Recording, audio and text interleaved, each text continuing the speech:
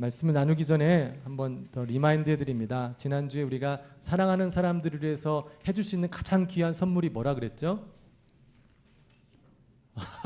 이렇게 대답이 안 나올 줄 몰랐네요.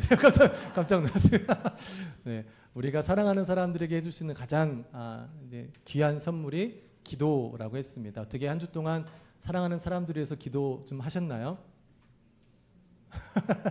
네, 다시 한번 또 리마인드 해드립니다. 우리가 사랑하는 사람들을 위해서 기도하고 저번에 한번 제가 수요일 날 얘기했지만 미국 사람들 가르치는 사람들은요, 남편이 막 그 직장 나가기 전에 와이프를 껴안고 귀 속에다 대고 뭐 사랑해 나는 당신을 이런 훈련도 하더라고요. 우리는 그렇게까지는 안 하더라도 서로 이렇게 사랑하는 자들을 위해서 기도하고 또 하나님의 선한 뜻을 우리가 구별하고 그 구별한 것을 순종할 수 있고 또 하나님의 영광과 기쁨이 되는 삶을 살 수 있게 해달라고 우리 사랑하는 사람들이 서로 기도하는 공동체가 되기를 원합니다. 내일 죽어도 여한이 없다라는 말이 있습니다. 근데 저는 들어보긴 했지만 저는 그 말을 제가 한 번도 해본 적은 없는 것 같습니다. 근데 이 말이 이렇게 생각해 보면 이 말 안에 참 인생의 진리와 기쁨이 담겨 있지 않나라는 생각을 해보게 되었습니다. 우선 이 말은 인생에 있어서는 그 누구도 피할 수 없는 죽음을 직시하고 있는 것을 깨닫게 됐습니다. 그리고 여한이 없다라는 것은 자신의 인생에 있어서 가장 소중한 것이 무엇인지 알고 그 소중한 것을 이루었기 때문에 나는 오늘 죽어도 내일 죽어도 여한이 없다라는 말을 하게 되는 것입니다. 참 멋있는 말이더라고요. 그런데 지금 시대는 아마 내일 죽어도 여한이 없다라는 말을 하기가 참 쉽지 않은 시대인 것 같습니다. 왜냐하면 지금 시대는 전체적으로 우리에게 다가오는 피할 수 없는 죽음을 우린 거부하는 시대를 살아가고 있지 않습니까? 진리를 거부하는 거예요. 또한 현재 무엇인가를 통해 만족해 하기보다는 계속해서 소유하기를 원하고 가진 것에 만족하지 못하고 더 많은 것을 갖고 싶어하는, 그래서 여한이 없다라는 말을 못하고 우린 계속해서 무엇인가를 더 추구하며 살아가는 이 시대를 우리가 살아가고 있기 때문에 아마 우리들의 가운데 있을 가운데 내일 죽어도 여한이 없다라는 말 하기가 참 쉽지 않은 것 같습니다. 얼핏 드는 생각은 옛날에 부모님들이 아마 그랬던 것 같다는 생각이 들어요. 내 자식만 잘 된다면 내가 내일 죽어도 여한이 없다라는 이야기를 어디선가 들었던 것 같아요. 근데 요즘 그런 부모님들 별로 없죠. 쟤도 잘 되고 나도 잘 돼야 돼. 예, 나도 어떻게든 잘 돼야 된다라는 이런 욕심으로 우리가 또 살아가지 않습니까? 누구나 더 행복한 삶을 살고자 이렇게 생각을 하게 되는데요. 정말 진정한 행복은 인생에 있어서 진리가 무엇인지 깨닫고 그 진리를 준비하며 내 삶 가운데 무엇이 중요한 것인지를 구별하여서 그 중요한 것들을 하루하루 순간순간 감당해 나아가는 것이 아마 내가 아직까지 갖지 못할 그것이 무엇인가를 향해 달려가는 것보다 더 기쁜 삶을, 행복한 삶을 살아가지 않나 생각을 해보게 됩니다. 오늘 감옥에 갇혀서 자신의 생사를 알 수 없는 상황 가운데 감사와 기쁨의 편지를 쓰는 바울이 아마 이런 삶을 살지 않았을까라는 생각을 해봤습니다. 바울은 복음을 전하다가 감옥에 갇히게 됩니다. 이 소식을 들은 빌립보 교회 사람들은 걱정이 됐죠. 그래서 바울이 어떻게든 힘들 테니까 서로 선교함을 모아서 이제 돈도 보내주고 또 그곳에서 시중 들을 수 있는 사람도 보내고 어떻게든 도우려는 마음으로 보냈습니다. 근데 또 한편으로는 인간적인 고민도 있었을 것 같아요. 하나님의 복음을 전하는 이 바울이라는 훌륭한 지도자가 더 열심히 복음을 전하고 놀라운 일들이 일어나도 부족한 판에 지금 감옥에 갇혀서 아무것도 하지 못하는 이 상황을 접한 빌립보 교회 성도들은 마음 가운데 이거 뭔가 혹시 잘못되는 거 아니야? 복음 전한다라고 이 정도로 핍박을 한다면 이제 더 이상 우리는 복음을 전하지 못하는 시대에 접한 거 아닐까? 아마 그러한 염려와 걱정이 있었을 것입니다. 바울은 그런 빌립보 교회 성도들을 잘 알고 편지를 통해 그런 염려하는 빌립보 교회 성도들에게 위안을 하게 되죠. 위로를 하게 되죠. 12절 말씀에 형제들아 내가 당한 일을 도리어 복음 전파의 진전이 된 줄을 너희가 알기 원하노라. 너희가 내가 감옥에 갇혀서 복음이 더 이상 전해지지 않고 이제는 앞으로 교회들이 더욱더 핍박받고 힘들어질 거라 고민하고 염려하지만 아니다. 내가 감옥에 갇힘으로 도리어 이 복음이 더욱더 한 걸음 진전했다라고 이야기하고 있습니다.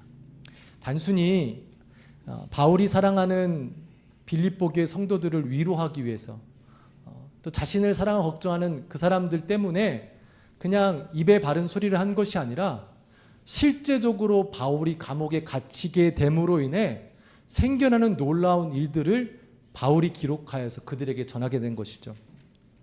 첫 번째, 바울이 감옥에 갇히게 됨으로써 복음이 진전하게 된 실제 사건이 무엇이냐 하면 시위대 안에 그 시위대 사람들에게 복음이 전파되었다라는 거예요. 바울이 총 전도 사역을 하면서 감옥에 4번을 갇혔대요. 참 복음 전하면서 감옥에 갇힌다라는 게 모르겠어요. 아직 감옥을 저도 안 가봐서. 근데 얼마나 어둡고 어렵고 힘들까요? 근데 복음을 전한다는 이유로 이제 4번을 갇혔는데 그래도 오늘 지금 감옥에 있는 상황은 가택연금의 형식으로 갇혔다고 합니다. 조금은 자유롭고 누구든 방문하면 만날 수는 있으나 그럼에도 불구하고 시위대라는 이 군인들에게 감시를 당하는 24시간 감시당하는 자유가 없는 그 시간을 보내고 있었죠.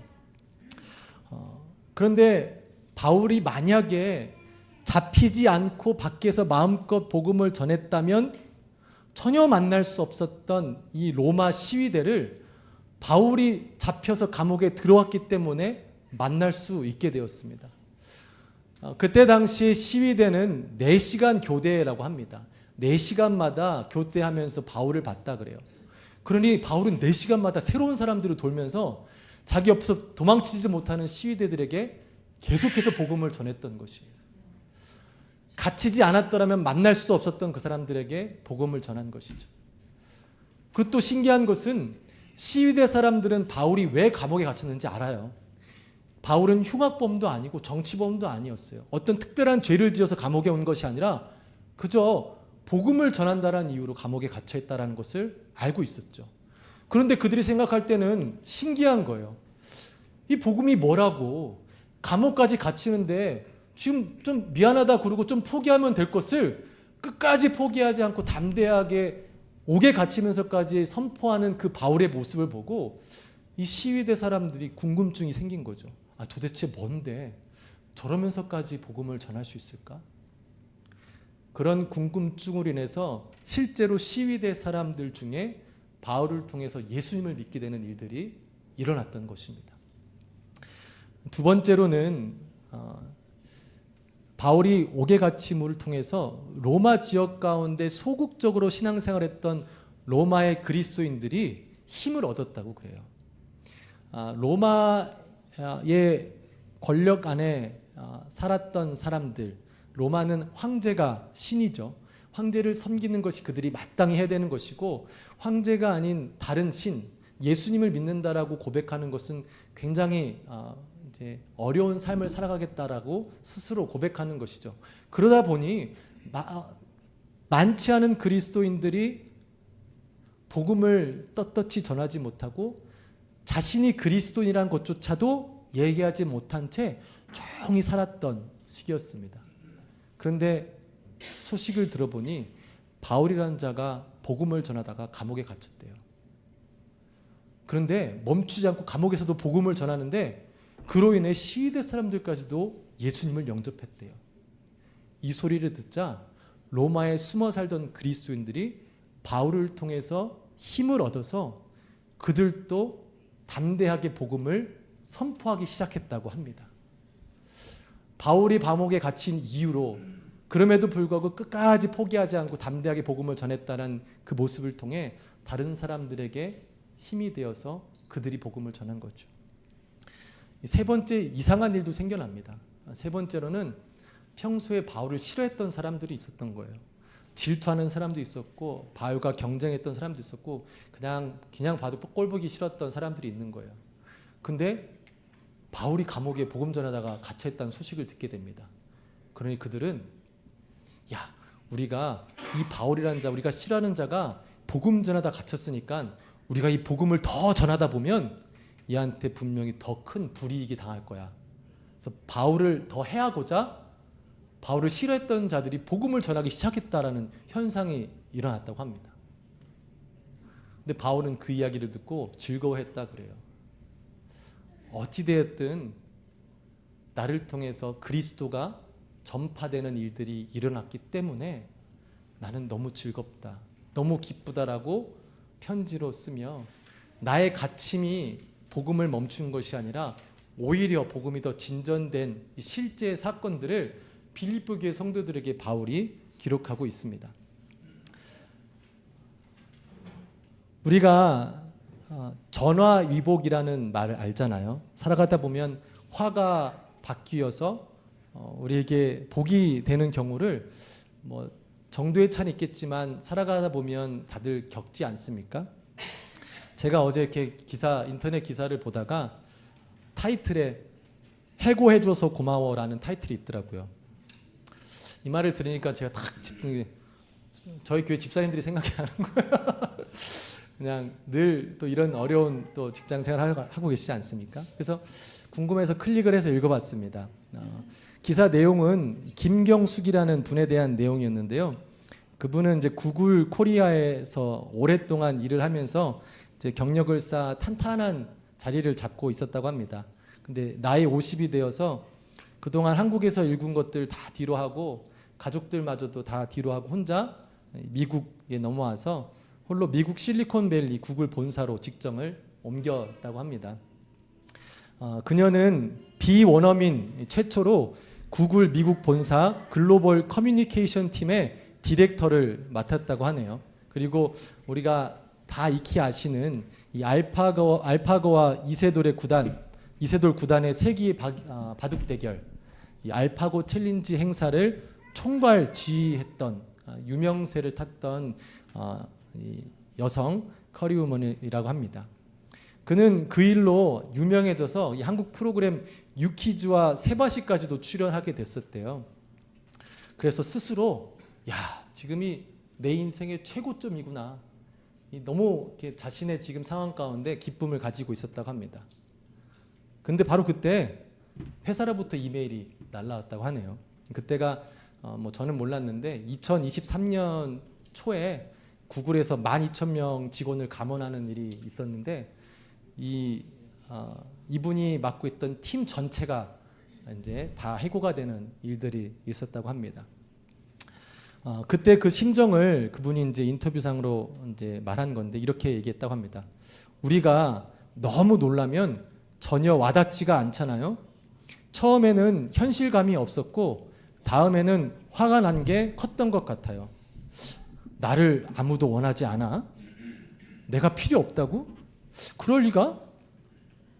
왜? 어떻게 내게 감히? 이런 생각들이 막 이렇게 일어났다고 합니다. 처음 이 상황을 맞이했을 때 이 감정의 요동이 너무 많이 일어나서 힘든 시간을 지냈는데요. 참 또 이분이 대단한 게 그 시간도 잠시 그분이 생각한 게 무엇이냐면 내가 지금 평생 30년 넘게 이것만 바라보고 앞으로 달려왔는데 이것 때문에 하지 못했던 일이 무엇일까라는 생각을 한번 해보게 되었대요. 그래서 하나하나 내가 평소에 하지 못했던 일들을 적어 나가기 시작하는데요. 이런 일들이라고 합니다. 트레이더 조의 크루 멤버 되기. 이게 평소에 트레이더 조를 가면 트레이더 조에서 일하는 사람들이 너무 막 기쁨으로 일하는 모습을 보고 저 사람들은 왜 저렇게 기쁘게 일을 할까라는 궁금증에 그런 걸 하고 싶었었다고 합니다. 그다음에 공유 운전 플랫폼, 우버나 리프트 운전자 되기, 스타벅스 바리스타 되기, 도서관 사서로 일하기, 꽃집에서 일하기, 뭐 고양이 밥 주기 등 자신이 평소에 하고 싶었던 일들을 다 적어 내려가고 실제로 그 일들을 하나씩 하기 시작했다고 합니다. 그러면서 그 분에게 가장 먼저 들었던 생각이 무엇이냐면 정리해고로 인한 불안감이나 조급함을 떨쳐버리는, 일을 하면서 전혀 불안한 것도 없이 그냥 주어진 일을 열심히 하는 그런 자신의 모습을 발견했다고 합니다. 이 두 번째로는 기존에 갖고 있던 지식을 사용하지 않고도 몸뚱이를 쓰는 육체 노동자로 충분히 먹고 살 수 있다라는 자신감을 갖기 시작했대요. 그래서 이런 또 인터뷰 내용이 있습니다. 우리는 소속과 직업을 심장처럼 생각합니다. 근데 사실 그건 아니거든요. 구글이라는 타이틀을 떼고 디렉터라는 타이틀을 뗀 날것의 나도 충분히 괜찮고 멋지다는 걸 알았어요. 여기서 오는 자신감이 너무 좋아요. 우리가 직업 하면 나라고 하는 걸 다시 생각해 봤으면 좋겠습니다 하면서 인터뷰의 마지막을 새로운 세상을 볼 수 있도록 해준 구글, 날 놓아줘서 고마워라고 이제 인터뷰를 마치는 내용이었습니다. 조금 특별한 케이스일 수도 있어요.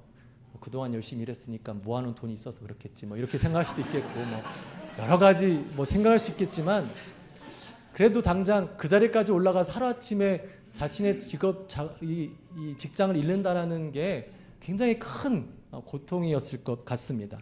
그러나 그는 거기서 그냥 멈추지 않고 평소에 자신이 잡고 있었던 것을 놓치지 않기 위해서 발버둥 치느라 보지 못했던 또 다른 진리들을 바라보고 그 소중한 것들로 인해 삶의 또 다른 기쁨, 감사를 발견한 것을 보게 되면서 참 이런 모습이 우리의 삶 가운데서도 좀 일어났으면 좋겠다라는 바람이 있었습니다. 근데 삶의 이야기뿐 아니라 우리 모두가 대부분이 그런 경험을 했습니다. 우리 영적으로 아마 뭐 많은 분들이 그러실 거예요. 내가 정말 계획하고 작정해서 예수님 한번 믿어보자 라고 해서 예수님 믿는 분들이 얼마나 계십니까? 예수님은 전혀 생각지도 않은 상황 가운데 내 계획과는 전혀 다른 곳에서 만나는 경우가 대부분이에요. 그래서 믿음의 사람들이 가진 게 무엇이죠? 간증이잖아요. 남들이 경험하지 못한 나만의 간증, 정말 생각지도 못했던 일들 가운데, 고통 가운데, 어려움 가운데, 사건 가운데 예수님을 만나고 그리하여서 예수님으로 인해 기쁨을 찾았다라는 그 간증들이 있지 않습니까? 전화위복 아니에요? 생각지도 못했던 상황 가운데 예수님을 만남으로 다시금 소망을 갖게 되는, 이것들이 예수님을 믿는 사람들이 가진 그런 사건들 아닙니까? 가끔 교회 성도님들을 맞아서, 특별히 우리 교회는 특징상 이제 직장인 분들이 많으시잖아요. 근데 특별히 하시는 일이 좀 바쁘시다 보니까, 한국에서 이런 직업을 가지신 분들은 주말이 없다 그러잖아요. 접대하며 술이며 그런 직업 문화가 참 힘든 삶을 살아가는데, 그러다 보니까 뭐 교회를 다닐 수 있겠습니까? 근데 보이지 왔더니 남편이 교회를 나올 수 있다라는 거예요. 이런 분들이 꽤 있으시더라고요. 그래서 참 감사한 일이구나. 근데 생각해 보면 그분들이 내가 미국 가서 교회 나가겠어 하고 오신 분들이 아니잖아요.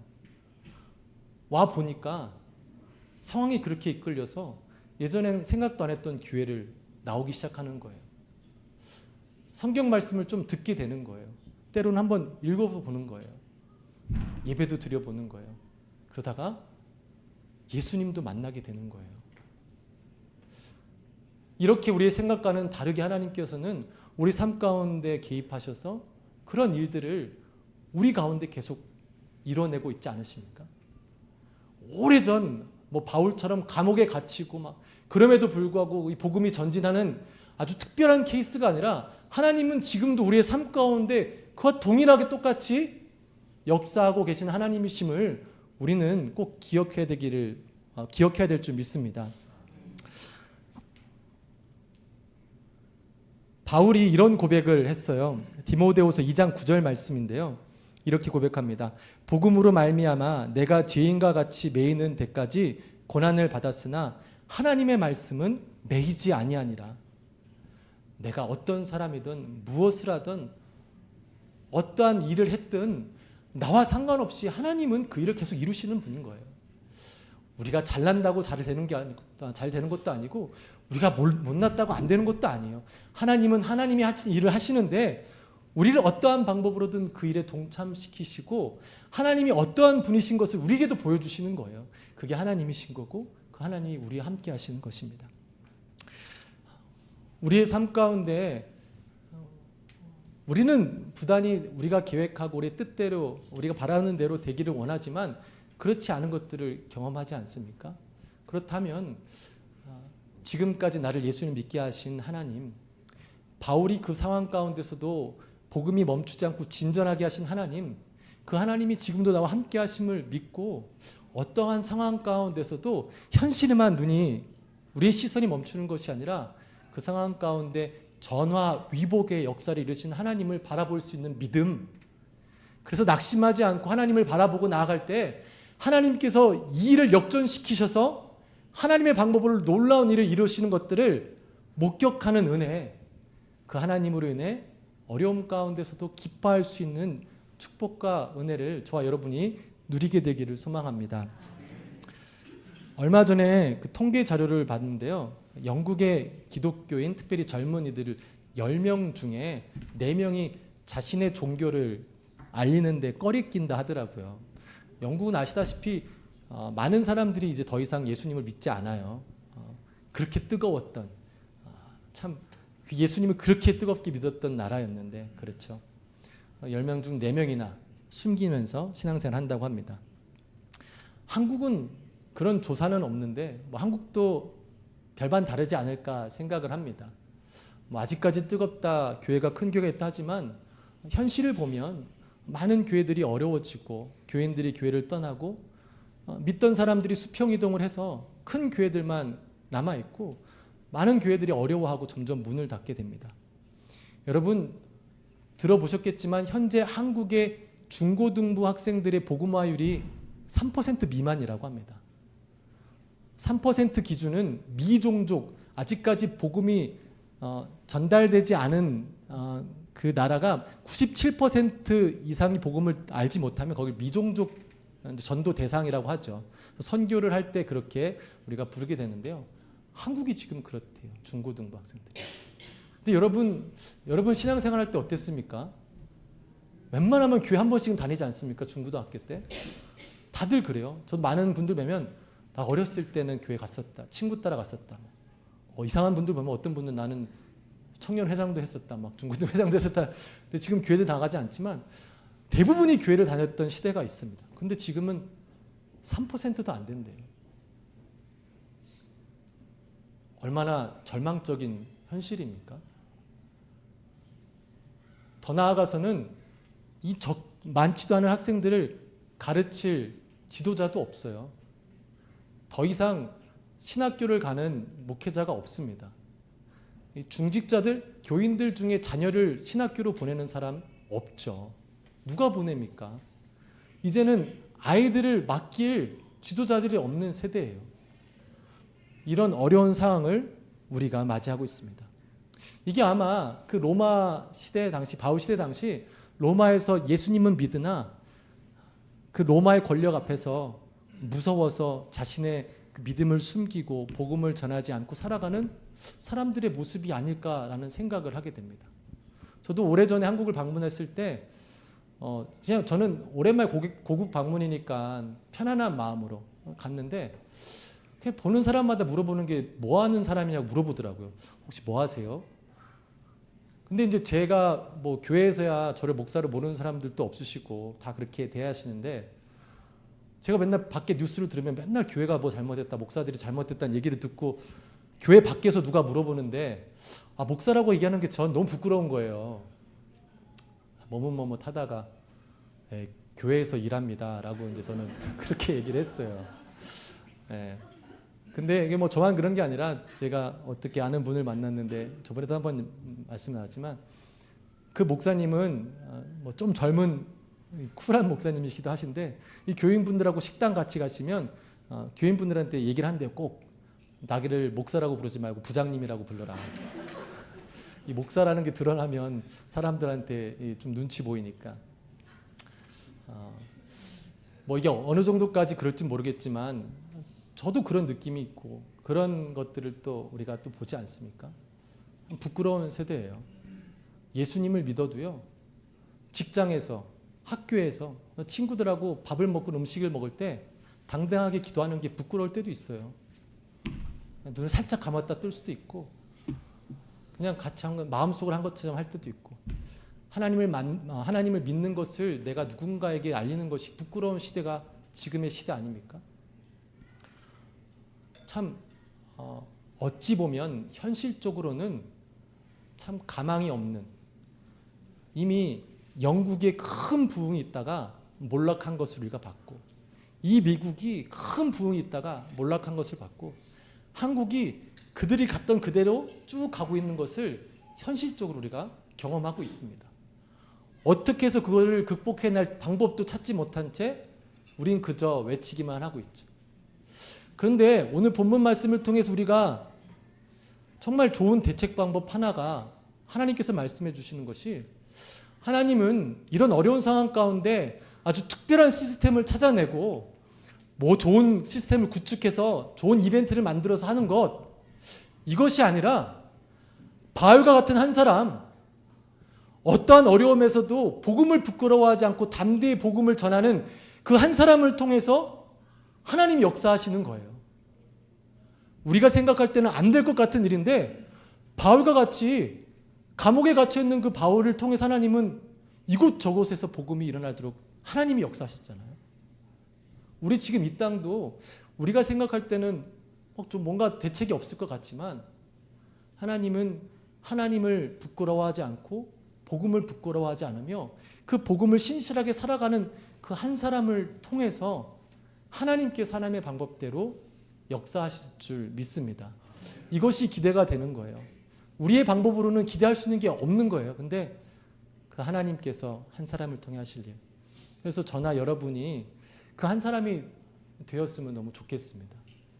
하나님이 찾으시는 사람, 하나님이 주목하는 사람, 나를 부끄러워하지 않고 어떤 상황에서도 나를 전파하며 그 복음으로 살아가는 사람, 그 사람을 통해 우리가 생각하지도 못했던, 계획하지도 못했던 놀라운 방법으로 하나님의 일을 역사하시는 것, 그분이 바로 우리 하나님이십니다. 바울이 오늘 본문을 이제 기록하면서 제일 먼저 시작한 게 형제들아라고 시작을 합니다. 저도 이 단어를 요즘에 되게 불편한데 쓰고 있어요. 이 남침례 교단은 제가 처음 들어와서 그런지 모르겠지만, 이 남침례 교단에서 서로를 부르는 호칭이 다 브라더더라고요. 어디서든 목회자도 브라더, 뭐 다. 저는 이게 패스터라고 부르든지 아니면 뭐 레버런이라 부르든지 아니면 썰라고 부르는 게 익숙한데, 여기는 젊은 사람도 나이 드신 분한테 외국 분들 다 브라더 하는 거예요. 제가 한번 처음에는 패스터, 썰 부르더니 되게 어색해하고 그렇게 부르지 말라고까지 하더라고요. 그래서 요즘에는 뭘 써도 다 브라더, 헤이 브라더, 어색해요. 뭐 나이 드신 분한테 헤이 브라더 하는 게 건방져 보여서 그렇긴 한데, 이 의미가 누군가를 부르는 호칭의 의미가 아니었던 거예요. 이 브라더는 정체성을 이야기해 주는 거예요. 바울, 나나 너희나 예수 그리스도를 영접한 자들은 하나님의 자녀가 된 너와 나 모두가 하나님을 아버지로 둔 형제다, 형제 자매다라는 것을 그들에게 다시 한번 인식시켜 주기 위해서 형제들아, 자매들아 라고 시작한 겁니다. 다시 말하면 복음을 전하다 이 고통 가운데 있고, 이 고통 가운데서도 낙심하지 않고 복음을 담대히 전하며 하나님 일하심을 목격하면서 이 어려움 가운데 기뻐하는 삶은 나만 특별해서 이 일을 감당하는 것이 아니라 예수 그리스도를 믿어서 하나님의 자녀된, 형제가 된, 형제 자매된 나나 너희들이나 다 똑같다. 나만 그런 일을 하는 게 아니다. 나만 특별한 사람이서 그런 것이 아니라 너나 나나 다 예수님을 영접한 자들은 모두가 이렇게 살아가야 된다는 것을 바울이 이 편지를 통해 그들을 권면하고 있습니다. 바울만 쓰임받는 게 아니라 그때 그 당시에 바울을 지키던 사람들, 로마에 숨었던 그리스도인들, 바울을 미워했던 사람들까지도 사용하셨듯이 하나님은 지금 우리를 사용하시기를 원하십니다. 우리가 복음이 진리임을 깨달으면 그 진리를 부끄러워하지 않고 온전히 전하게 되기를 소망합니다. 우리도 세상 가운데 아주 중요한 것이 있으면 진리가 있으면 거침없이 얘기하지 않습니까? 늘 그렇잖아요. 식당 한번 가서 맛있는 거 있으면 옆에 간테 가서 진짜 맛있다라고 막 확신을 가지고 얘기하지 않습니까? 그런데 복음을 가지고서 우리 부끄러워할 때가 있잖아요. 진림에도 불구하고 왠지 그게 부끄러운 거예요. 하나님의 말씀은, 예수님이 주신 복음은 우리에게 진리됨을 우리가 먼저 분명히 깨닫게 되기를 원합니다. 그 진리를 깨닫고 담대하게 전할 때 하나님의 우리를 통해 역사하시는, 우리의 생각을 넘어 역사하시는 하나님을 발견하기를 원합니다. 바울의 삶의 목적이 기록되어 있는 게 사도행전 20장 23절에서 24절에 있는데요. 같이 한번 읽었으면 좋겠습니다. 사도행전 20장 23절에서 24절 말씀입니다. 오직 성령이 각 성에서 내게 증언하여 결박과 환난이 나를 기다린다 하시나 내가 달려갈 길과 주 예수께 받은 사명 곧 하나님의 은혜의 복음을 증언하는 일을 마치려 하면은 나의 생명조차 조금도 귀한 것으로 여기지 아니하노라. 아멘. 바울이 직접 단어를 쓰지 않았지만 이 말씀을 묵상하면서 바울이 이렇게도 했었을 것 같은 거예요. 내가 비록 매임을 당하고 죽을 고비를 당하지만 도리어 복음이 계속해서 진전되는 것을 목격한 나는 내일 죽어도 여한이 없다. 그 인생의 목적이 예수 그리스도의 복음이 전파되는 것이 목적이었기 때문에 그것을 발견한 바울은 나는 내일 죽어도 여한이 없다. 바울이 우리들을 형제라고 자매들이라 부르며 우리에게 초대한 것은 너희도 나와 같이 감옥에 한번 갇혀보고 나와 같이 힘든 시간 가운데 복음을 전해봐야 된다라는 그 일에 초대한 것이 아니에요. 지금 있는 너희 그곳에서 빌립보 교회 그 지역에서 너의 상황 가운데서 복음을 부끄러워하지 말고 복음을 담대하게 전해라. 그러면 하나님께서 너를 통해 역사하시는 것 너도 발견할 것이고 그리하면 너희도 나와 같이 이러한 상황 가운데서도 즐거워할 수 있고 기뻐할 수 있는 것을 경험할 것이다라고 이야기하고 있습니다. 저와 여러분의 삶이 그렇지 않습니까? 우리가 꼭 예수님 복음을 전한다고 해서 감옥에 안 갈 수도 있어요. 감옥에 누가 가요 요즘에 여기서? 어려운 일을 당하지 않을 수 있어요. 꼭 어려운 일을 당해야 되는 게 아니에요. 그냥 주어진 삶에서 복음을 부끄러워하지 않고 그 복음을 전한다라는 것 제가 매번 말씀드리고 제일 중요한 복음은 전하는 게 아니라 복음은 살아내는 거죠. 복음을 전하지만 복음을 살아내지 못하면 복음을 욕되게 하는 것이고 교회를 욕되게 하는 것 아니겠습니까? 복음을 전한다는 것은 복음을 살아낼 때 그 살아내는 자 한 사람을 통해서 하나님께서는 하나님의 놀라운 일을 하게 되실 것이고 바울과 똑같은 하나님의 자녀된 우리 바울이 형제라 부르는 우리도 다른 그 무엇보다도 바울이 가장 귀한 것으로 여기는 복음이 전파된다면 내가 오늘 죽어도 여한이 없는 그러한 소망이 우리 가운데도 있게 되어서 정말 진정한 기쁨을 누리게 되시기를 주님의 이름으로 축복합니다.